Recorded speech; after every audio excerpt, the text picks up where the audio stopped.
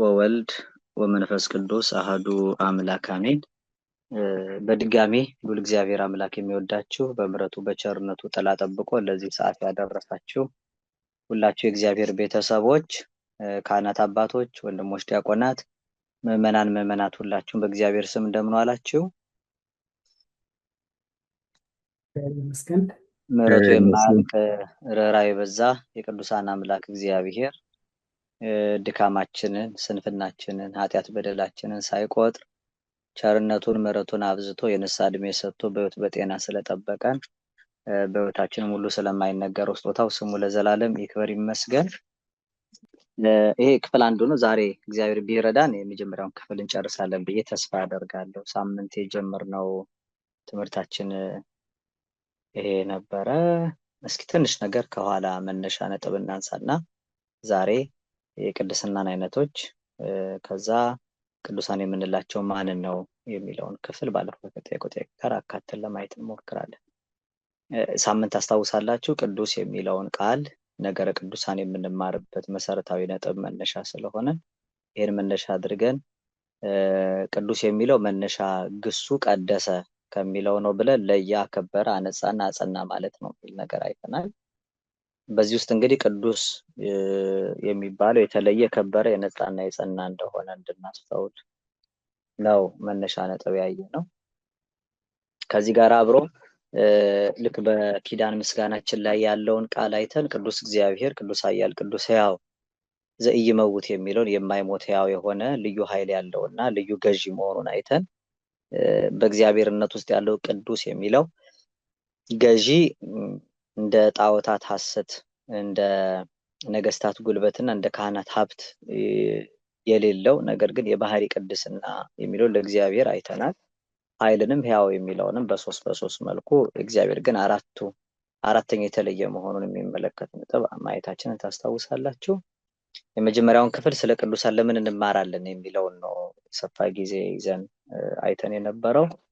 አንደኛው ራሱ መጽሐፍ ቅዱስም ስለ ቅዱሳን ስለሚናገር ነው ብለን ከዘፍጥረት በአዲስ ኪዳንም ከወንጌል በግብረ ሐዋርያትም ላይ ካለው የቅዱሳንን ስም እየጠራ በስፋት ነገረ ቅዱሳንን በማንሳት መጽሐፍ ቅዱስ እንዴት እግዚአብሔርን ይገልጥ እንደነበረ ማነጻጸሪያ የሚሆኑ ነጥቦች አይተናል። ለምንድን ነው ስለ ቅዱሳን የምንማረው የሚለው ላይ ሁለተኛ እግዚአብሔር ስራውን የሚሰራውም እየሰራ ያለውን በቅዱሳን እንደሆነ መጽሐፍ ቅዱስ ስለሚነግረን ከዚህ አንጻር ስለ ቅዱሳን እንማራለን ብለን የአብርሃም ታሪክ በመዳረሻው ላይ አይተናል።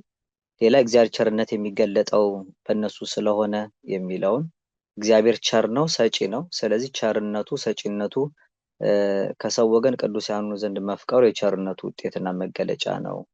ፈርዖንን እግዚአብሔር ብቻ አምላክ ሆኖ ሳለ አንተን አምላክ አድርጌሃለሁ ብሎታል። ኤልያስን ኤልሳንም ቢሆን እግዚአብሔር ብቻ ሕይወት ሆኖ ሳለ ለኤልያስ ሙት ማስነሳት እግዚአብሔር ሁሉን አዋቂና በሁሉ ቦታ ያለውን የሚያውቅ ሆኖ ሳለ ለኤልሳ የተሰወረውን የመግለጥ ለሐዋርያትም ደግሞ ወሀቦሙ ስልጣነ ዘከማሁ እንደራሱ ያለውን ስልጣን ሁሉ ሰጥቷቸው ጭምር ሙት እስከ ማስነሳት ድዊ እንዲፈውሱ ባጋንንት ላይ ሁሉ እንደሾማቸው አይተናል። ስለዚህ ከመለኮቱ ባህሪ ተሳታፊ መሆን የሚለውን ነጥብ ነበር ያየነው። እንግዲህ እግዚአብሔር ስራውን በቀጥታ ይሰራል፣ እንደገና በስነ ፍጥረት አማካኝነት ደግሞ በምክንያት ይሰራል የሚለውን አይተናል። ስለ ቅዱሳን ለምን እንማራለን የሚለውን የቅዱሳን ሕይወት ሕያው ወንጌል ስለሆነ የሚል አራተኛ ነጥብ አይተናል። ለምሳሌ በወንጌል የተቀመጡ የቃል ትምህርቶች በክርስቶስ በስራ ሲገለጡ ዳግም እሱን በተከተሉ አባቶች የበለጠ ተገልጠዋል። በመጽሐፍ ዘያምን በግብረ ዘአነገብር ወውቱ ይገብር፣ በእኔ የሚያምን እኔ የምሰራውን ያንን ስራ ያደርጋል ከኔ የሚበልጠውን ብሎ ክርስቶስ እንደተናገረ እሱ ጠላቱን ወዶ እንደተገለጠ እነ ቅዱስ እስጢፋኖስ ጠላታቸውን ወደዋል። አይነ ብታሰናክል ከአንተ አውጥተህ ጣላትና እንዳይናውን የእግዚአብሔር መንግስት ውረስ የሚለውን ቃል ቅዱስ ስምዖን ሰፋያ አሳን ጫማ ሰፊው ሲሰራ አይተናል። እግር ብታሰናክልህ የሚለውን ቅዱስ መርትያኖስ እግሩን ከእሳት እየማገደ ከዝሙት ጾር እንዴት ራሱን እንደተከላከለ አይተናል። ጽናት፣ ትዕግስት፣ ራስን መካድን ከደጋጎቹ አባቶቻችን ከመጽሐፍ ቅዱስ አስረጅ እያነሳን በጥቂቱ አይተናል። ስለዚህ በክርስቶስ መከራ የጎደለውን መፈጸም የቅዱሳን ስራቸው ስለነበረ ነው። የቅዱሳን ሕይወት እንግዲህ ተግባራዊ የሆነ ሕይወት ተሞክሮ መሆኑን አይተን ዋኖቻችሁን አስቡ፣ የኑሯቸውን ፍሬ ተመልከቱ፣ ደግሞም እናንተ በእምነት ምሰሏቸው የሚለው ቃል እንደ መነሻም አድርገን እንደ መርህ አይተናል። ዛሬ እንደም ጊዜ ካለን ትንሽ ነጥቦች እሱ ላይ እንጨምራለን። የክርስትና ዓላማውም ደግሞ ቅዱሳንን ማፍራት ስለሆነ ነው ስለ ቅዱሳን የምንማረው የሚለውን 5ኛ ነጥብ አድርሰናል። መነሻው ዓላማው የክርስትናችን በተለይ መነሻ እንደገና ግብ መድረሻ መነሻ ዓላማና መድረሻ ግብ ቅድስና ስለሆነ ያው ቅድስናውን የተናገረ እግዚአብሔር አምላክ እኔ ቅዱስ ነኝ እናንተም ቅዱሳን ሁኑ ብሎ አስተምሮናል። ስለዚህ የተጠራነው ቅዱሳን ልንሆን ነው። ደጋግሞ ቅዱስ ጳውሎስ በመልእክቱ መነሻ የቆሮንቶስ መልእክት መጀመሪያው ላይ ምዕራፍ 1 ቁጥር 2 ሮሜ መነሻው ላይ ምዕራፍ 1 ቁጥር 7 ላይ ቅዱሳን ልትሆኑ የተጠራችሁ ብሎ ቅዱሳን ለመሆን መጠራታችንን ተናግሯል። ይሄ ማለት እሱ ቅዱስ ነው፣ ከሱ ሳንለይ እሱ የወይን ግንድ እኛ ቅርንጫፎች ሆነን ከሱ ተለይ ሳንለይ የምናፈራ የቅዱሱ እግዚአብሔር ልጆች ወደ ቅድስና እንድንደርስ የተጠራን መሆናችን አይተናል።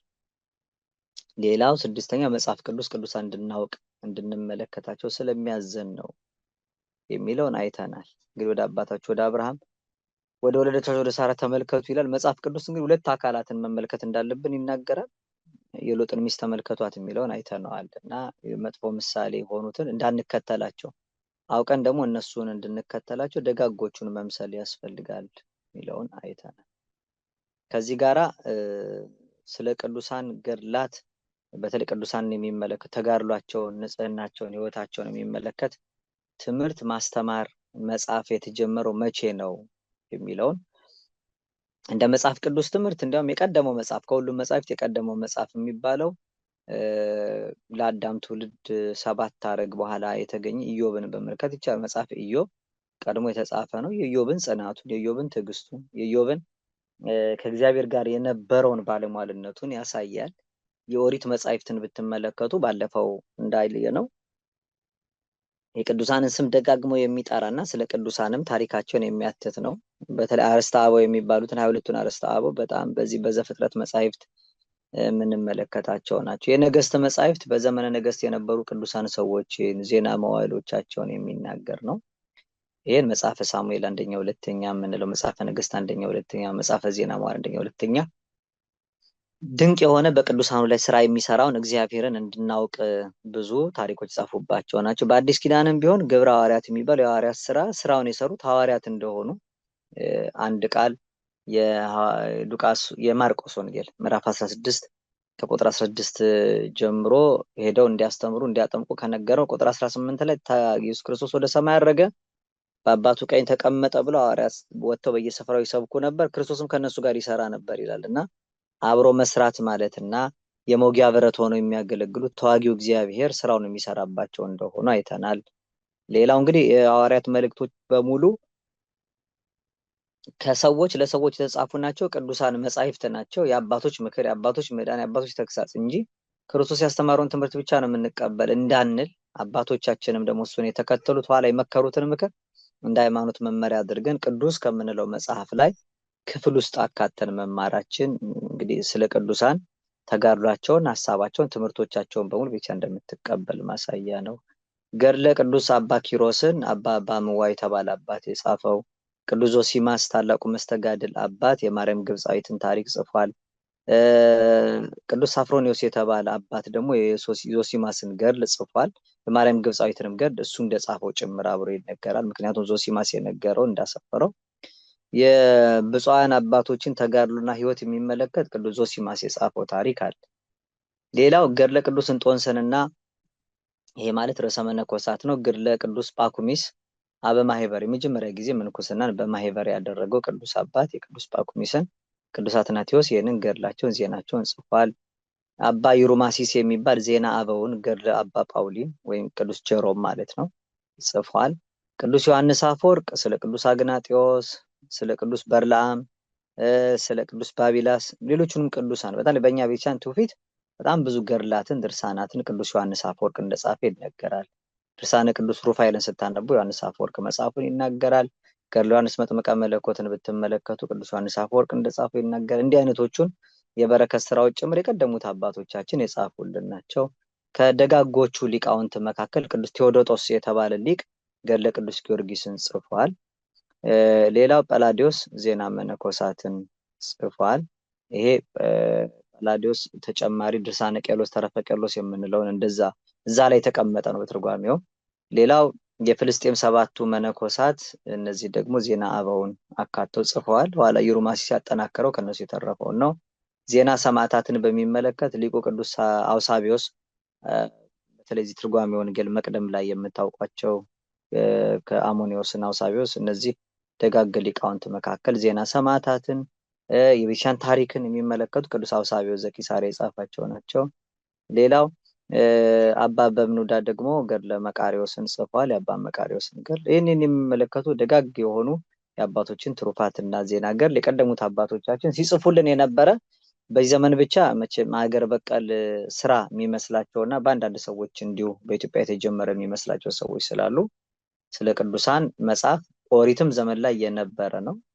መጽሐፍትን በእነሱ ስያሜ ሰጥቶ የኢዮብን መጽሐፍ መጽሐፈ ኢዮብ ብሎ ከሴቶችም እናቶች መጽሐፈ ዮዲት ብሎ መጽሐፈ አስቴር ብሎ እንደዚህ ሁሉ ከአዲስ ኪዳንም የተለያዩ ቅዱሳን አባቶች በሚታወቅ መልእክት ራሱ ለአንድ ግለሰብ ለቲቶ የተጻፈ ለጢሞቴዎስ የተጻፈ ለፊሊሞና የተጻፈ የሚለውን ራሱ የግል ጦማር ለግለሰብ የተጻፈ ጦማርን ጭምር ቅዱሳት መጻሕፍት ብላ ቤተክርስቲያን የምትሰንድ የምታስቀምጥ መሆኗን ያሳያል ማለት ነው። ሌላው ስለ ቅዱሳን መማር ለምን ይጠቅማል የሚለውን በጣም ባጭሩ ርዕስ ብቻ እናያለን። አንደኛ ከነሱ የእምነት ጽናት ስለምንማር እንዴት ነው የእምነት ጽናት ከነሱ የምንማረው ቀጣይ እናያለን። ሁለተኛ ስለ ቅዱሳን ብንማር ከነሱ በረከት እናገኛለን። ያው መጽሐፍ በረከት በጻድቅ ራስ ላይ ነው ብሏል። የሕግ መምህር በረከትን ይሰጣል ብሏል። እና የበረከት ምንጮች ናቸው። የጻድቅ አፍ የበረከት ምንጭ ነው ተብሎ ተነግሯል። ስለዚህ በስጋ የበረከት ምንጮች ናቸው። በነፍሳችን የመዳን ምክንያቶች ናቸው። መንፈሳዊ ህይወትም ደግሞ ከነሱ እንማርባቸዋለን። በምን ሁኔታ እግዚአብሔር እንዳሳዘኑ፣ እግዚአብሔር እንዴት ይቅርታ እንደጠየቁ፣ እንዴት ጸንተው እግዚአብሔር ደስ አሰኝተው ምን ያህል እግዚአብሔር አምላክ ከመውደዱ የተነሳ ያደረገላቸውን ብዙ በጎ ዋጋዎች እየተመለከትን ከህይወታቸው እንማራለን። ሌላው የተጋድሎ ውሏቸውን እንድናውቅ ደግሞ በጣም ይረዳናል። የጠላትን ማሳት እንዴት ድል እንደነሱ፣ ጨለማውን ዓለም እንዴት እንዳሸነፉ፣ የብርሃን ልጆች ሆነው የዓለም ጨው የዓለም ብርሃን ሆነው እንዴት እንደኖሩ ማወቅ እንችላለን። ሌላው ቃል ኪዳን ገብቶላቸዋል። አውቀው ያንን ቃል ኪዳን የሚጠብቁ ሰዎች ተጠቃሚዎች ስለሚሆኑ በቃል ኪዳናቸው እንድንጠቀም ያደርገናል። ቅዱሳንን ብናውቃቸው እግዚአብሔር አንድ ጊዜ ቃል ኪዳን ከገባ በኋላ የገባውን ቃል ኪዳን ብናውቅ የቃል ኪዳኑ ሱቱፋን ወይም ተሳታፊዎች እንሆናለን። እግዚአብሔር አንድ ለቅዱሳን የሰጠውን ቃል ኪዳን ያንን ቃል ኪዳን ይገባናል ብለው በዛ ቃል ኪዳንና ለቃል ኪዳኑ በሚገባ መንገድ የሄዱትን ሰዎች የዋጋ ባለቤቶች ስለሚያደርጋቸው፣ ሌላው የነሱን አሰረ ፍኖታቸው እንድንከተል እንግዲህ የመንገዳቸውን ፍለጋ የመንገዳቸውን ስር እየተከተልን እነሱ ወደ ደረሱበት እንድንደርስ የቅዱሳንን ሕይወት እንማራለን። ክርስቶስ ፍለጋውን ጥሎልን ሄዷል። በሱ መንገድ የሄዱትን ደግሞ እኛ እንድንከተላቸው ማለት። ቅዱሳንን ማወቃችን ደግሞ ምን ጥቅም አለው የሚለውን በትንሹ እንደዚሁ በርዕስ ደረጃ እናያለን። አንደኛ ሰይጣን የብርሃን መልአክ መስሎ እንዳይገባ መከላከያ ይሆኑናል። እንግዲህ ተመልከቱ፣ ቅዱሳንን ካላወቅናቸው ሰይጣንን አሳቹ ልናውቀው አንችልም። ራሱን የብርሃን መልአክ እስኪመስል ድረስ ይለውጣል ተብሎ የተነገረ ያው እናውቃለን ሁላችንም። ቅድስት አፎሚያ ፊት ሰይጣን ቅዱስ ሚካኤልን መስሎ መጥቷል። ስለ ቅዱስ ሚካኤል ማንነት በደንብ ስለምታውቅና ስለምትረዳ መላእክት ግን እንዲህ አይደሉም እያለች ትሞግተው ነበር። እውነተኛዎቹን ከሐሰተኞቹ አስኬማ ከሰሰናይ ወቃል ከሰብኩኝ። አስኬማ መልካም ነው፣ ንግግርህ ያማረ ነው። ነገር ግን አስኬማ አለባበስ ውጫዊ ገጽታ ያማረ ነው፣ ነገር ግን ንግግርና መልእክት ግን እጅግ ክፉ ነው ብለዋለች። ተኩላን ከበጎች መለየት የሚቻለው እንደዚህ ነው። እንግዲህ ተኩላዎች በጎች መስለው እንዳይንቀሳቀሱ እውነተኛ እረኛ ይሆኑናል። ምክንያቱም ፌኖክሙ ከመ አባግ በማእከለ ተኩላት ነው ያለው ክርስቶስ። በተኩላዎች መካከል እንደ በጎች እልካቸዋለሁ ስላለ ተኩሎች አሉ። እነዚህ የበግ ለምድ የለበሱ ተኩላዎች የሚባሉ አሉ። በግ እንዳይመስሉን ቅዱሳንን ማወቃችን የበለጠ ለመለየት እና እውነተኛዎቹን እረኛዎች እንድናውቅ እንድንለያቸው ይረዳናል። ሌላው በቤተክርስቲያን መታሰቢያዎችን ለይታ ለመፈጸምና ለኛ ለማሳወቅ ያስችላታል። ይሄ ቅዱሳንን የበለጠ ብናውቃቸው ለጥቅማችንም ጭምር ማለት ነው። ሌላው ምዕመናን በክርስቶስ የወንጌል ገድለት ላይ ቅርንጫፍ በመሆን ብዙ ፍሬ ያፈሩ የሃይማኖት አባቶቻቸውን አውቀው ከአታላዮች፣ ከአስመሳዮች፣ ከሐሳውያን ማለት የውሸት ቅዱሳን ማለት ነው እንድንጠበቅ ይረዱናል። የውሸት ቅዱሳን የሚባሉ አሉ። ዛሬም ታውቃላችሁ። ገና ለቅድስና የተጠራን ቅዱሳን ልትሆኑ የተጠራችሁ ተብሎ ሳለ መጠራታቸውን ገና የተጠራንን ብለው የሚያስቡ ሰዎች ግን ራሳቸውን ቅዱሳን እያሉ የሚጠሩ ብዙ ሰዎችን እናያቸዋለን። ስለዚህ ቅዱሳን ናቸው ብለው ራሳቸውን ሲናገሩ እነዚህ ሐሰተኞች ሐሳውያን ቅዱሳን ነው የሚባሉት። መጽሐፍ ሁለቱን ቃላት ለይተን እንድናውቅ ነግሮናል። እወቋቸው የተባሉ አባቶች አሉ። ለከመዛ አይምርዎም እንደነዚህ ያሉትንም አወቋቸው ይላል ቅዱስ ጳውሎስ የቆሮንቶስ መልእክት ምዕራፍ 16 ቁጥር 18 ላይ ከእውቁዎሙ ለገበርተ ክፉ አድራጊዎችን ግን እወቁባቸው ይላል። ስለዚህ እንድናውቅባቸውና እንድናውቃቸው የታዘዙ ስላሉ ማወቃችን ጥቅሙ ከአሳቹ ሰይጣን እንድንጠበቅ በተለይ መታሰቢያቸውን አውቀን ለይተን እንድናከብራቸው ጭምር ነው። ማወቅ ብቻ አይደለም። እነዚህን እንግዲህ እንደ መነሻ ባለፈው አይታችኋል። ዕብራውያን ምዕራፍ 13 ቁጥር 7 ላይ የእግዚአብሔርን ቃል የተናገሯችሁን ዋኖቻችሁን አስቡ፣ የኑሯቸውን ፍሬ እየተመለከታችሁ በእምነት ምሰሏቸው የሚል ቃል አለ። በጣም ባጭሩ እስኪ እንደው ዛሬ ይሄንን ነው ለማሳየት የፈለኩት። እነዚህ ይሄ አንኳርና መሰረታዊ የሆነ የነገረ ቅዱሳን ትምህርታችን ማጠቃለያ ማዕከላዊ ሐሳብ ስላለው ጭምር ነው። ምንድነው የሚለው? የእግዚአብሔርን ቃል የተናገሯችሁን ዋኖቻችሁን አስቡ ነው የሚለው። እንግዲህ አበውን አስቡ፣ ከዚያ የኑሯቸውን ፍሬ የተመለከታችሁ እነሱን ደግሞ በእምነት ምሰሏቸው የሚል ቃል አለ። ስለዚህ ትንሽ ነገር አበውን ስለመምሰል ነው። አባቶችን ምሰሉ የሚለውን ቃል ቅዱስ ጳውሎስ ደጋግሞታል። አንደኛ ቆሮንቶስ መልእክት ምዕራፍ 4 ቁጥር 6 ላይ አስተበቋክሙ አኀዊነ ኪያየ ተመሰሉ ይላል። እንግዲህ እኔን የምትመስሉ ሁኑ ብዬ እለምናችኋለሁ ይላል። እንደገና አንደኛ ቆሮንቶስ መልእክት ምዕራፍ 11 ቁጥር 1 ላይ ተመሰሉ ኪያየ በከመ አነ እትሜሰሎ ለክርስቶስ፣ እኔ ክርስቶስን እመስለዋለሁ። ስለዚህ ክርስቶስን እንደምመስል እናንተ እኔን ምሰሉ አለ። ምክንያቱም እኔን ምሰሉ ማለት እኔ ክርስቶስን እንደምመስለው እኔን መስላችኋል ማለት ያው ክርስቶስን መስላችኋል ማለት ነው። እባካችሁ እኔን ምሰሉ ብዬ እለምናችኋለሁ ይላልና እነዚህን ቅዱሳን ማወቅ እንግዲህ እነሱን መስለናቸው እንድንኖር ይረዳናል። ምስክሮቹን ሳይመስሉ የተመሰከረለትን መምሰል ስለማይቻል እኔ ክርስቶስን ነው የምመስለው ብሎ ምስክሩን መምሰል አልፈልግም የሚል ሰው የተመሰከረለትን ክርስቶስን ለመምሰል መጀመሪያ ምስክሮቹን መምሰል ያስፈልጋል። እናንተን በስሜ የምልከውን የሚቀበል ነው እኔን የተቀበለ ብሏል። ሲጠራ እሱም ራሱ ጌታ እግዚአብሔር እንዲላሰል የሰራዊት ጌታ ተብሎ ሰራዊቶች ያሉት መስካሪዎች ያሉት መሆኑን ተነግሯል። እዚህ ሐዋርያት ሥራ ምዕራፍ 14 ቁጥር 13 ላይ ራሱን ያለ ምስክር እንዳልተወ መጽሐፍ ቅዱስ ይናገራል። አበውን መምሰል ማለት ክርስቶስን አቶ መኖር የሚመስላቸው ሰዎች አሉ።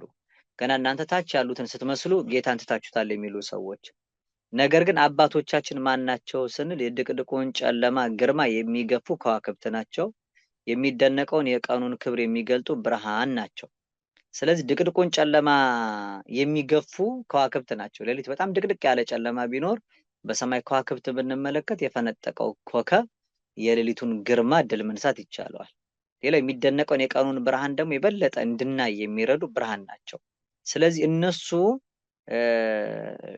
ጨለማን የሚገፉ ከዋክብትና ብርሃንን የሚገልጡ መብራቶች ከሆኑ አይጋረዱትም፣ የበለጠ ክርስቶስን ይገልጡታል። ኤርሚያስ በትንቢቱ ምዕራፍ 12 ቁጥር 3 ላይ ብዙ ሰዎችን ወደ ጽድቅ የሚመልሱ እንደ ከዋክብት ለዘላለም ይደምቃሉ ብሏል፣ በዘመነ ኦሪት በነበረው በጨለማው ዘመን።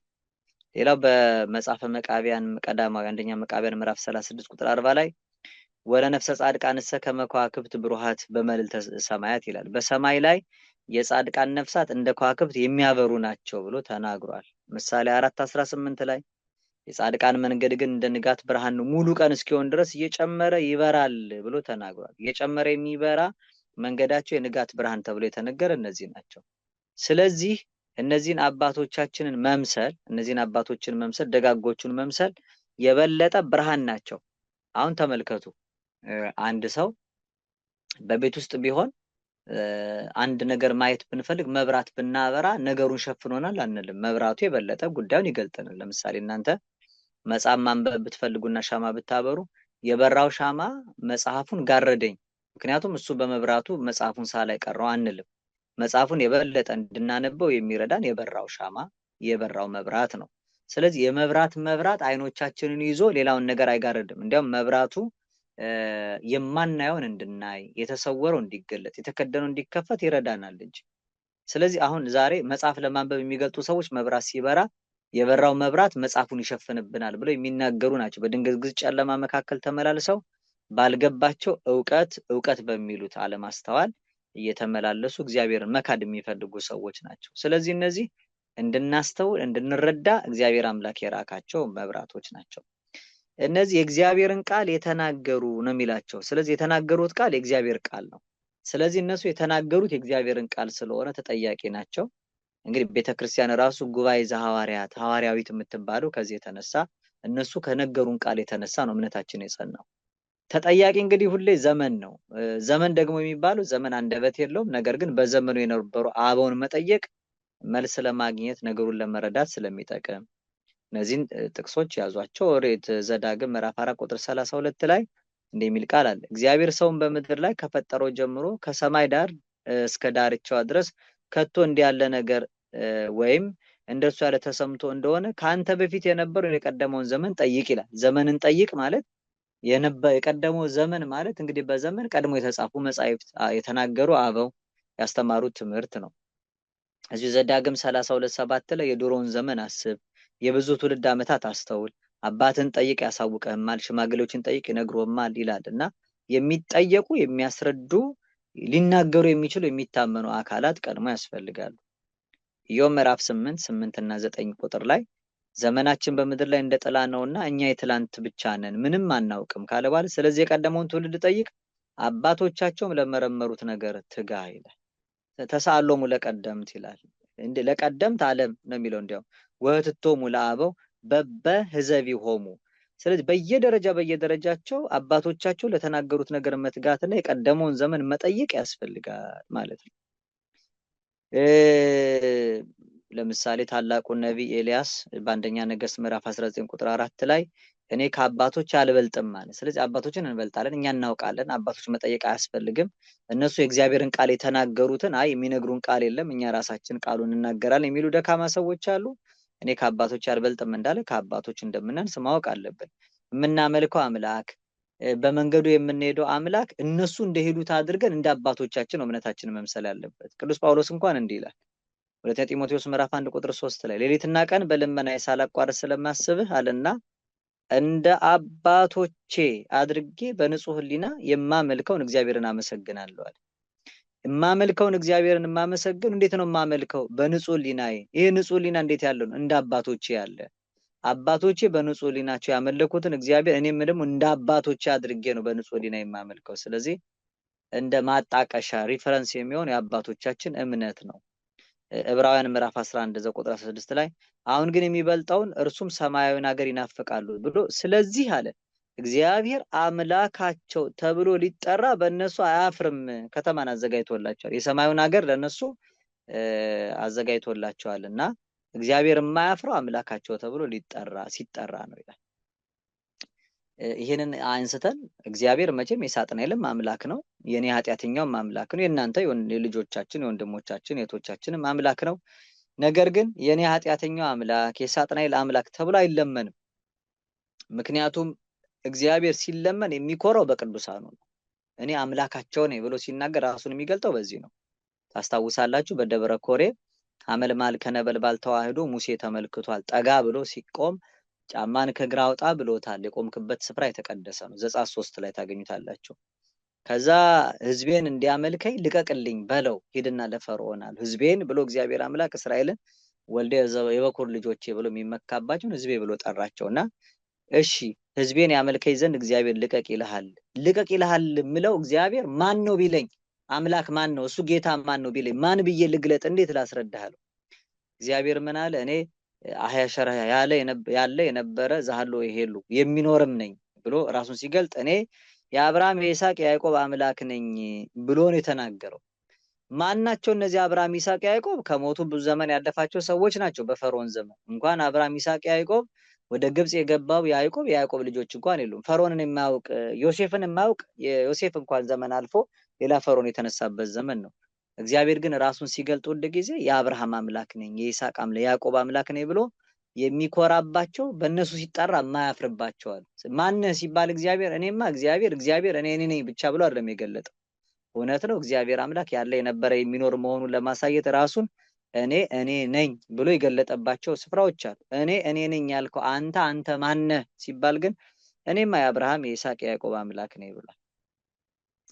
የማቴዎስ ወንጌል ምዕራፍ 22 ቁጥር 31 ላይ ስለ ትንሣኤ ሙታን ግን አለ ክርስቶስ እኔ የአብርሃም አምላክ የይስሐቅ አምላክ የያዕቆብ አምላክ ነኝ የሚል ከእግዚአብሔር ዘንድ ወደ እናንተ የተባለ አነበባችሁ የሕያዋን አምላክ ነው እንጂ የሙታን አምላክ አይደለም ይላል። ስለዚህ እግዚአብሔር በሕያዋን ይኮራባቸዋል። የሕያዋን አምላክ እየተባለ ጭምር ይጠራል። በመንገድ ሲያልፍ የዳዊት ልጅ ሆይ ማረኝ እየተባለ ነው የተጠራው። ማቴዎስም ወንጌሉን ሲጀምር የዳዊት ልጅ የአብርሃም ልጅ የኢየሱስ ክርስቶስ ትውልድ ሐረግ እያለ ነው ሲጠቅሰው የነበረው እና ከዚህ አንፃር ክርስቶስ አምላካችን የአብርሃም የይስሐቅ የያዕቆብ አምላክ እየተባለ ተጠርቷል። እንግዲህ አበውን መምሰል ደግሞ ይገባል። አሁን ቀደም እግዚአብሔር ቃል የተናገሩ እነማን ናቸው የሚለውን ያየነው። ከዛ የእግዚአብሔር ቃል የተናገሯችሁ ዋኖች ነው የሚላችሁ፣ ዋኖቻችሁን አስቧቸው ይላል። ማሰብ ማለት ምን ማለት ነው? በቀኝ የተሰቀለው ወንበዴ በመንግስት በመጣ ጊዜ አስበኝ። እኛም ሁሉ ጊዜ ቅዳሴ ላይ ተዘከረነ እግዚኦ በውስተ መንግስትከ እንላለን። በከመ ተዘከርኮ ለፈያታዊ ዘየማን፣ ፈያታዊ ዘየማንን ተዘክረዋልና እኛንም ደግሞ በመንግስት አስበን፣ ፈያታዊ ዘየማን በመንግስት እንዳሰብከው እኛንም በመንግስት አስበን እንለዋለን። ማሰብ ማለት ነው ስሰቀል ከኔ ጋራ በቀኝ የነበረው ወንበዴ ተሰቅሎ ነበር ብሎ እንዲያስታውሰው አይደለም። ማሰብ ማለት ማስታወስ ማለት አይደለም። ለምሳሌ በጉብዝና ወራት ፈጣሪን አስብ ይላል። ክርስቶስም ይሄንን ለመታሰብ ያድርጉት ብሏል። ማሰብ ማለት አንደኛ ማስታወስ፣ እንደገና እነሱን መዘከር ማለት ነው። መዝሙር 112:6 ላይ የጻድቅ መታሰቢያ ለዘላለም ይኖራል ማለት ዝክራቸው ማለት ነው። ምሳሌ 10:7 ላይ የጻድቅ መታሰቢያ ለበረከት ነው እንዳለው ዝክራቸው ለበረከት ነው። መታሰቢያ ማለት ዘከረ ማለት አሰበ ስለሆነ ዝክር ይባላል። ሌላው አስቧቸው ማለት አክብሯቸው ማለትም ነው። ምን ያህል ነው የምናከብራቸው ቅዱሳንን ቢባል አንድ ሰው አይ እናንተስ ታበዙታላችሁ በጣም ማለት የማይገባቸው እጥፍ ነው በጣም የምታከብሯቸው ቢል አንደኛ ጢሞቴዎስ ምዕራፍ 5 ቁጥር 17 ላይ በመልካም የሚያስተዳድሩ ሽማግሌዎች ይልቁንም በመስበክና በማስተማር የሚደክሙ እጥፍ ክብር ይገባቸዋል ስላለ እጥፍ የምንለው ክብር እንኳን ሰጣቸዋል ከሚገባው በላይ ሲሉ እጥፍ አክብሯቸው ተብሏል። እሺ እጥፍም ቢሆን ግን ከመጠን ይልቅ ነው። በቃ መጠን አለ፣ ልክ አላቸው፣ ከልካቸው በላይ እንዲያውም እኛም አንዳንድ ጊዜ የነፍስ ተጽዕኖ ያደረብን ይመስል እመቤታችን በሰጣት ክብር ቅዱሳን በሰጣቸው ክብር የተመሰገኑ ነው የሚል ቃል እንነገር። በሰጣቸው ክብር የሰጣቸው ምን ያህል ነው? ከዛ መጠን በላይስ ቢሆን እግዚአብሔር አምላክ ቅር የሚለው የሚያስመስሉ ማለት ወይ ደግሞ እኛ አብልጠን ከተሰጠው መጠን በላይ እኮ አላከበርናቸውም እና ያመለክን አይምሰሏችሁ የሚል አይነት ለነሱ መልስ የመሰለ አነጋገር ስንጠቀም እንታያለን። በሰጣቸው ክብር የተመሰገኑ ይሁን እንላለን። የሰጣቸው አይደለም ከዛም ከሰጣቸው እጥፍ በላይ ምኑን ችለን እናመሰግናለን። ብናመሰግን እግዚአብሔር የሚደሰትበት የሚያዝንበት አይደለም። እንዲህ ተብሎ ተጽፏል። አንደኛ ተሰሎንቄ ምዕራፍ 5 ቁጥር 12 እና 13 ላይ ወንድሞች ሆይ በመካከላቸው የሚደክሙትን በጌታ የሚገዟችሁን ታውቁ ዘንድ አለ ስለ ስራቸውም በፍቅር አለ ከመጠን ይልቅ ታከብሯቸው ዘንድ እንለምናቸዋለን ይላል። እርስ በርሳችሁ በሰላም ሁኑ ብሏል። ይሄ ማለት ስለ ስራቸው በፍቅር አለና ከመጠን ይልቅ አክብሯቸው ይላል። በሰጣቸው መጠን የተመሰገኑ የከበሩ ይሁኑ የምንለው ከመጠንም ይልቅ በመጠኑ ሳይሆን ከመጠንም ይልቅ ስለ ስራቸው እናንተ ግን በፍቅር አክብሯቸው ይላል። ምኑን መጠንም ችለን ነው እኛ ደግሞ እግዚአብሔር በሰጣቸው ልክ የምንለው። እግዚአብሔር የሰጣቸው ልክም ደግሞ እኩት እግዚአብሔር በእንተ ጸጋው ይተረጎም ስለማይነገረው መስፈርት ስለማይወጣለት ስለማይለካው የእግዚአብሔር ስጦታ ብሏል ቅዱስ ጳውሎስ። ስለማይነገረው ስጦታው እግዚአብሔር ይመስገን። የእግዚአብሔር ስጦታ ልክ አለው ወሰን አለው ተብሎ የሚነገር አይደለምና ስጦታው እጅግ ብዙ ነው። ባለፈው እንዳየነው የራሱ የሆነውን ነገር በሙሉ እስኪሰጣቸው ድረስ እግዚአብሔር ቸር ሆኖ ከገለጠው እኛ ተሳቀን የሌሎቹንም አንደበትና በቤተክርስቲያን ላይ የሚያደርሱ ቅሰጣ እየፈራን በዛ መጠን ልክ የተመሰገኑ ነው የሚለውን ባንለምደው ማለት ነው። ስለዚህ ቤተክርስቲያን ቅዱሳንን ከመጠን ይልቅ ብታከብራቸው ተለምና ነው። ከመጠን ይልቅ ታከብሯቸው ዘንድ እንለምናቸዋለን የሚል ቃል ስላለ እጥፍ ድርብ ነው የምሰጣቸው ክብር ቢባል እውነት ነው፣ ታዘን ነው። በመስበክና በማስተማር የሚደክሙ እነዚህን እጥፍ ክብር ይገባቸዋል ተብሎ ስለተነገረ ማለት ነው። ምሰሏቸው ማለት እንግዲህ መምሰል የሚገባው ማንን ነው የሚለውን ደግሞ ማወቅ ያስፈልጋል። ምሰሏቸው ሲል መምሰል የሚገባው ማንን ነው? በትርጓሜው ሊቃውንቱ ምን አሉ? ምግባር ሃይማኖቱ የቀናውን መምሰል ያስፈልጋል። ነገር ግን በሁለት መልኩ ነው። ምግባር ሃይማኖቱ የቀና ከተገኘ ምግባሩም ሃይማኖቱን ማስተማሪ ስለሆነ ይሄን መምሰል ይገባል። ምግባሩ ባይቀና ሃይማኖቱ ርቱ ቢሆን ወይም ትክክለኛ ቢሆን የምግባሩን ነገር እያደር ይሆናልና ይሄንን በእምነት መሰሏቸው ስለተባለ በሃይማኖቱ ልንመስለው ይገባል። አየለም የኔ ሃይማኖቴ ዛሬ የደከሙ ሰዎች ብዙዎች ስላሉ ከነሱ ጋርማ አብሬ አልቆጠርም ተብሎ ከእውነተኛው መንገድ መውጣት አይገባም። ደካሞች እንኳን ቢሰፉና ቢመሉ ሃይማኖታቸው ርቱ ከሆነ የቀና ከሆነ የአባቶችን ሃይማኖት ስለመከተላቸው ምንም እንኳን ምግባራቸው በሰው ፊት አብነት ባይኖረው ሃይማኖታቸውን ግን ይዞ ከነሱ ጋር መመሳሰል ተገቢ ነው። አንዳንድ ጊዜ በጣም በምግባር የደከሙ እንደኛ ያሉትን ሰዎች አይቶ እኔስ ከነሱ ጋር አብሬ ከምቆጠር ይሄ ሃይማኖቴ አይደለም ብል ይሻለኛል የሚሉ ደካማ ሰዎች አሉ። ሰው ምግባሩ ባይቀናም ቢሰንፍና ምሳሌ የሚሆንበት ነገር ቢያጣም እንኳን ሃይማኖቱ ግን የቀናና ርቱ አማናዊ የጸና ቢሆን ይሄንን የምግባሩን ነገር እያደረ ይሆናል። የምግባር ድክመትም የሌለበት ሰው የለም። መጽሐፍ ስም አንተ ታምር ድካሙ ለሰብ ይላል። የሰው እንደካመነቱን እግዚአብሔር ብቻ ነው የሚያውቀውና እኛ በተገለጠውን አይተን ነው። ስለዚህ በተገለጠው ነውራቸው ውስጥ እግዚአብሔር ደግሞ የሚያውቀው ስንት በጎ ነገር ይኖራቸዋል። አሊያም ደግሞ አንዳንዶች ለተወድሶ በከንቱ ውዳሴ ምክንያት ሰዎች እነሱን ከህይወት መንገድ እንዳያረቋቸው ሲሉ ደካማ መስለው የተገለጡ ሊሆኑ ስለሚችል እምነታቸው ይቅና እንጂ ምግባራቸውን ባይቀና እነዚህን ሰዎች በሃይማኖት መምሰል ያስፈልጋል። ሌላው ግን ምግባሩ የቀና ሃይማኖቱ ክፉ ቢሆን ግን በጎ ምግባሩን እያሳየ ወደ ክፉ ሃይማኖት ይስባልና እንዲህ ያለው ሊመስሉት አይገባም። ይሄ ቃል በቃል እንግዲህ ከቅዱስ ጳውሎስ መልእክት ትርጓሜ ሊቃውንቱ በወንበር ያስቀመጡት ትምህርት ነው። ሌላው እንግዲህ አበውን መምሰል ማለት እንግዲህ እነሱን መዘከር ማለት እንደሆነ እነሱን መምሰል እንደሆነ ሌላው ለነሱ መታዘዝ እንደሆነ ደግሞ ሌላው ለነሱ መታዘዝ ብቻም ሳይሆን ለነሱ መገዛትም ጭምር እንደሆነ ቅዱስ ጳውሎስ አስቀምጧል። ይሄን ዕብራውያን እዛው ምዕራፍ 13 ቁጥር 7 ላይ ከተናገረ በኋላ ዝቅ ብሎ ከ10 ቁጥር በኋላ ቁጥር 17 ላይ ለዋኖቻችሁ አለ የእግዚአብሔርን ቃል የነገሩ ዋኖች ብሏቸው አንደኛ ታዘዙላቸው ኦቤይተም ማለት ነው። ሁለተኛ ተገዙላቸው ይላል። ይሄ ሰልፍ ሰሚሽን የሚባል ራስን አሳልፎ ለነሱ እስከመስጠት ድረስ ዋጋ መክፈል ያስፈልጋል። ለምን እነሱ ስሌትን እንደሚሰጡ አድርገው ይህን በደስታ እንጂ በሐዘን እንዳያደርጉት ይላል። ይህ የማይጠቅማችሁ ነበርና ስለ ነፍሳችሁ ይተጋሉ ብሏል። ስለዚህ የኛን ነፍስ የሚመለከቱ ስለ ነፍሳችንም ደግሞ ራሳቸውን እግዚአብሔር ፊት የሚያቆሙ እነሱ ከሚጠፉ እኔ ልጥፋ የሚሉ እነሱን ከምታረቃቸው እኔ ልራቅ የሚሉ ከህይወት መጽሐፍ እኔ መሰርዘኝ እንጂ አጥፋኝ እንጂ እነሱን ግን አታጥፋቸው ብለው ራሳቸውን ስለኛ አሳልፈው የሚሰጡ ስለሆኑ ስለ ነፍሳችን የሚተጉትን ዋኖችን እለት እለት ልናስባቸው ያስፈልጋል።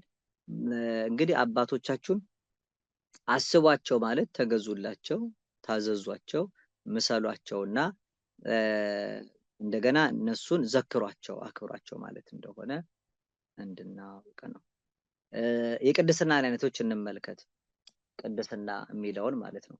ቅድስና ጠቅለል ባለው አገባብ ያው ከዚህ በላይ ባለ በልዩ ልዩ ክፍልፋይ በብዙ መልኩ ማየት ቢቻልም ግን ቅድስና የሚለው በሁለት መንገድ ልናየው እንችላለን። በሁለት መንገድ እንከፍለዋለን። አንደኛ ቅድስና የእግዚአብሔር አምላክ የባህሪ ገንዘቡ ነው፣ ባለፈው አይተናል። ይህን ደግሞ በፈቃዱ ለሰዎች፣ ለቦታዎች፣ ለንዋያት፣ ለመላእክት፣ ለሌሎች ፍጡራንም ወዘተ የተቀደሰ እየተባለ እንዲጠሩ የሚሰጥ ቅድስና ደግሞ የጸጋ እየተባለ የሚጠራው ከእግዚአብሔር በመቀበል ይሄንን ቅድስና ገንዘብ ሲያደርጉ ለእግዚአብሔር ቅድስናውን እንደሱ ያለ ቅዱስ ማንም ስለሌለ የተለየ ቅድስና ስለሆነ የራሱ ከራሱ የሆነ በራሱ የሆነን ለራሱ ብቻ የሚቀር ቅድስና የባህሪ ቅድስና ይባላል።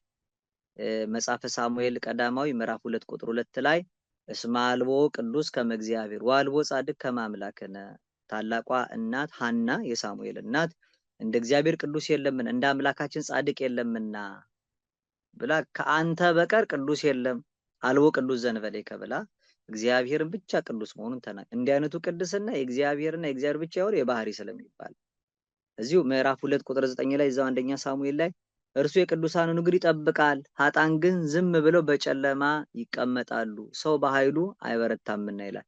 እርሱ የቅዱሳኑን እግር ይጠብቃል የሚለው ውስጥ አንተ ብቻ ቅዱስ ነህ ብላ መልሳ የቅዱሳኑን እግር የሚል ነገር ተናግራለችና ቅዱሳን የሚለውን እና ቅዱስ የሚለውን እሱ ብቻ ቅዱስ ነው እንደ እግዚአብሔር ያለ ቅዱስ ማንም የለም እንደ አምላካችን ጻድቅ ማንም የለም ብሎ ነገር እንደሱ አይነት ቅድስና ያለው ነው የሌለው እንጂ ቅዱሳን ግን ሌሎች እንዳሉ ጭምር ተናግራለች። እንግዲህ እግዚአብሔር የባህሪው መገለጫ ሆኖ የሚጠራበት ስሙም ጭምር ነው። እግዚአብሔር ስሙ ቅዱስ ነው። እመቤታችን ድንግል ማርያም ይሄን ስሙም ቅዱስ ነው ለሚፈሩትም ምሕረቱ ለልጅ ነው ብላ የሉቃስ ወንጌል ምዕራፍ 1 ላይ እንዳስተማረችን ማለት ነው። ኢሳይያስ ምዕራፍ 40 ቁጥር 25 ላይ እንግዲህ እተካከለው ዘንድ በማን መሰላችሁኝ ይላል ቅዱሱ ይላል። ቅዱሱ እግዚአብሔር ማን ይላል? በማን የምትመስሉኝ ከኔ ጋር የሚተካከል ማን ነው ይላል። ትንቢተ ኢሳይያስ እዛው ምዕራፍ 5 ቁጥር 16 ላይ ቅዱሱም አምላክ በጽድቅ ተቀድሷል ብሎ ቅዱስ አምላክ ብሎ የእግዚአብሔር ቅድስና ተነግሯል። ትንቢተ ኢሳይያስ ምዕራፍ 57 ቁጥር 15 ላይ ለዘላለም የሚኖር ስሙም ቅዱስ የሆነ ከፍ ያለው ልዑል ብሎ ስሙ ቅዱስ ነው ተብሎ ተነግሯል። የተለየ ከበረ የነጻ የጸና ስም እንዳለው መዝሙር 137 ቁጥር 2 ላይ በሁሉ ላይ ቅዱስ ስምህ ከፍ ከፍ አድርገሃልና ብሎ የከበረ የተለየ ስሙ ራሱ ቅዱስ እንደሆነ እንደገና ስሙም የተቀደሰ እንደሆነ መጽሐፍ ደጋግሞ ይናገራል። ይሄ ስለ ባህሪ ቅድስና ነው። የእግዚአብሔር ስም ቅዱስ ነው። ሉቃስ 1:49 ላይ ብርቱ የሆነ እርሱ በእኔ ታላቅ ስራን አድርጓልና ስሙም ቅዱስ ነው ብላ እመቤታችን እንዳመሰገነች መዝሙረ ዳዊት መዝሙር 32 ቁጥር 21 ላይ ወተወከልነ በስሙ ቅዱስ በቅዱስ ስሙ ታምነናል ብሎ የተቀደሰ ስም እንዳለው ስለዚህ ምዕመናን በቅዱስ ስሙ ምን ማድረግ ይቻላቸዋል ብለን ስናስብ በጣም ኃይልን ያደረገ ስም ነው። ይህን ስም በመጥራት የባህሪው ስለሆነ ማለት ነው የባህሪው ስለሆነ እግዚአብሔር ባህሪው ልዩ ነው። ከባህሪው መግለጫ መካከል ደግሞ እሱ ፈጣሪ ነው፣ ጌታ ነው፣ አምላክ ነው፣ ንጉስ ነው፣ ሁሉን የያዘ ሁሉን የጨበጠ ነው፣ ሁሉን የጀመረ ሁሉን የጨረሰ ነው፣ ከዓለም አስቀድሞ የነበረ ዓለምን አሳልፎ የሚኖር ነው፣ ዘላለማዊ ነው፣ የሚሳነው ነገር የሌለ ሁሉን ቻይ ነው፣ ምሉ በኩለሄ ነው፣ ሁሉን አዋቂ ነው፣ ጥበበኛ ነው፣ ጠቢብ ኃያልና ሕያው ነው፣ ረቂቅና መሐሪ ቅዱስ ነው፣ ፈታሒ በጽድቅ ኮናይ በርት የሚባል ፍትህ ሰጪ ነው እግዚአብሔር፣ መፍቀሬ ሰብ ሰውን ወዳጅ ነው፣ ሩቀ መዓት ነው ብዙሃ ምሕረት የሚባል ምሕረቱ የበዛ መዓቱ የራቀ ትዕግስተኛ ነው። መምህር ተብሏል፣ ብርሃን ተብሏል፣ አዳኝ ተብሏል፣ መጋቢ ተብሏል፣ ጠባቂ ተብሏል፣ ረዳት ተብሏል፣ ባኤል ተብሏል፣ ባለጸጋ አብ ተብሏል፣ አባት ነው እግዚአብሔር።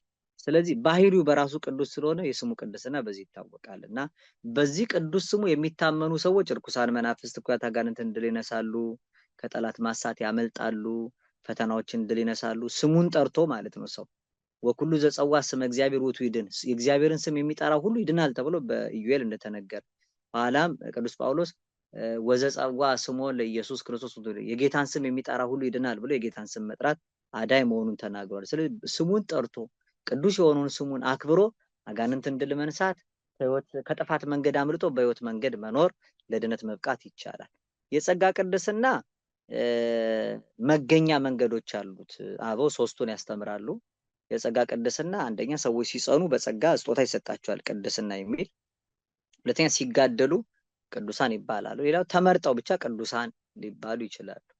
ለምሳሌ መላእክት የመጀመሪያዎቹ ቅዱስ ገብርኤል ንቁም በበህላዌነ እስከ እንረክቦ ለአምላክነ አምላካችን እስክናገኘው የፈጠረን እስኪገለጥልን ባለንበት ንጽና ያለውን ቃል ምክንያት አድርገው ስለጸኑ የቅዱሳን መላእክት የቅድስናቸው ምንጭ ጸጋው ስጦታው ጽናታቸው ነው ማለት ነው።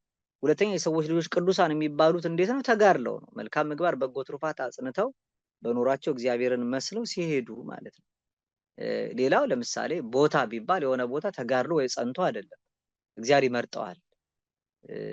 ከእንጨት መርጦ ለታቦት፣ ከቦታ መርጦ ለመቅደስ፣ ከሰው መርጦ ለሹመት እንደሚባል አሁን ለምሳሌ የቅዱስ ፓትርያርካችን የአቡነ ማትያስ ቅድስና ምንጩ ስለጸኑ ስለተጋደሉ ብቻ ሳይሆን የጸኑ የተጋደሉ ብዙዎች ቢኖሩም ቅሉ በጸናታቸውና በቅድስናቸው ላይ ግን እግዚአብሔር አምላክ እንዲህ በመካከላችን ደግሞ አንዳንዶቹን መርጦ ቅዱሳን ያደርጋቸዋል። ሌላው ለምሳሌ የእመቤታችን ቅድስና ወሐረያ እግዚአብሔር ለጽዮን ይላል። እግዚአብሔር ማደሪያው እንድትሆን መርጧታል ይላል። ይሄ እግዚአብሔር የመምረጥ ጥበቡ ነውና እንድትመረጥ ሆና ብትገኝ እመቤታችን ድንግል ማርያምን አድሮባታል ማለት ነው። የመመረጥ ቅድስና ኋላ በጽናት የጠበቀችው በተጋድሎ ያጎለበተችው ቅድስና አለ። ቅዱሳን ለፍጡራን ይቀጸላሉ የሚለውን እንግዲህ አው የጸጋ ስላል ይቀጸላል ነው። እግዚአብሔር ከባረካቸው ከቀደሳቸው ይቀጸልላቸዋል። እርሱ ሰውን ቦታን ንዋያተ ቅድሳትን የጸጋው መገለጫ ያደርጋል። አሁን ይሄ ምዕራፍ ቁጥር ብለን የምንጠቅሰው መጽሐፍ ቅዱስን ቅዱስ መጽሐፍ ያልነው የተቀደሰው ቅዱሱ ቃል ቅዱሳን ሰዎች ስላስቀመጡበት ቅዱሱ ቃል ደግሞ በመንፈስ ቅዱስ ምሪት ስለሚመጣ እንደገና እኛ የምናነበውን ሰዎችን ወደ ቅድስና ስለሚያመራን መጽሐፉን ቅዱስ እንለዋለን። መጽሐፉ ቅዱስ የተባለው ከሌሎቹ ምኑናት ወይም የተናቁ መጻሕፍት ርኩሳት ከሚባሉ የረከሱ መጻሕፍት ስለሚለይ ነው። ምን ብሏል? ኦሪት ዘሌዋውያን ምዕራፍ 19 ቁጥር 2 ላይ እኔ እግዚአብሔር አምላካችሁ ቅዱስ ነኝና እናንተም ቅዱሳን ሁኑ ተብሎ ተቀምጧል። አንደኛ ጴጥሮስ ምዕራፍ 1 12 እስከ 16 ላይ ደግሞ ይሄንኑ መልሶ የጠራችሁ ቅዱስ እንደሆነ እናንተም ቅዱሳን ሁኑ ተብሏል። ትንቢተ ኢሳይያስ ምዕራፍ 4 ቁጥር 4 ላይ በጽዮን የቀሩ በኢየሩሳሌም የተረፉ በኢየሩሳሌም ለሕይወት የተጻፉ ሁሉ ቅዱሳን ይባላሉ ብሎ እነዚያ በሰማይ መንግስት በማታልፈው አርስት ለሕይወት የተጻፉ ለሰማይ መንግስት ለማታልፈው አርስት የተረፉ ቅዱሳን ይባላል። እግዚአብሔር ያለውን መስጠት ልማዱ ነው። ለምሳሌ አጭሩን ሶስቱን ማስረጃ እንመልከት እስኪ። ከዚህም አንዳንዶቹ ዝም ብዬ እንደዚህ አይነት አስረጅም ባይሆን እናንተ ፈልጋችሁ እንድታገናኙና እኔ እንዳዋቀርኩት አድርጋችሁ እንድታዋቅሩ የቤት ስራ ሰጣችኋለሁ። ለምሳሌ እግዚአብሔር እረኛ ነው። ቅዱስ ዳዊት መዝሙር 22 ቁጥር 1 ላይ እግዚአብሔር ይሬን ወአልቦ ዘያሐጣኒ ውስተ ብኤር ሱር እያደረኝ ውሃ በማይረፍት አጸነኒ ይብላል። እግዚአብሔር እረኛዬን የሚያሳጣኝ የለም፣ በረፍቷ ዘንድ ይመራኛል፣ በለመለመ መስክ ያሳድረኛል ብሏል። ስለዚህ እግዚአብሔር እረኛ ነው። እረኛችን እግዚአብሔር ነው። ከዛ እሱ የእረኞች አለቃ ተብሎ በስጋ ድንግል ማርያም ተገለጠ። ዮሐንስ ወንጌል ምዕራፍ 10 ቁጥር 11 ላይ በስጋ ተገልጦ መልካም እረኛ እኔ ነኝ አለ ክርስቶስ። ከዛ መልሶ እሱ የእረኞች አለቃ ተሰኝቷል ማለት ነው። የእረኞች አለቃ አንደኛ ጴጥሮስ ምዕራፍ 5 ቁጥር 4 ላይ አለቅነቱን ይናገራል። ከዛ ኤፌሶን ምዕራፍ 4 ቁጥር 11 ላይ ደግሞ እረኞችና አስተማሪዎች እንዲሆኑ ደግሞ ሰጠ ይላል። ሰጠ ማለት ጸጋ፣ ሰጠ ስጦታ ማለት ነው፣ ጸጋ ማለት ነው። ስለዚህ እረኝነት ኖላዊነት ጸጋም ነው። እግዚአብሔር ብቻ አይደለም እረኛ፣ ቅዱሳን እረኞች ይባላሉ። የሱ የባህሪ ነው፣ የሱ ግን የጸጋ ነው እንላለን።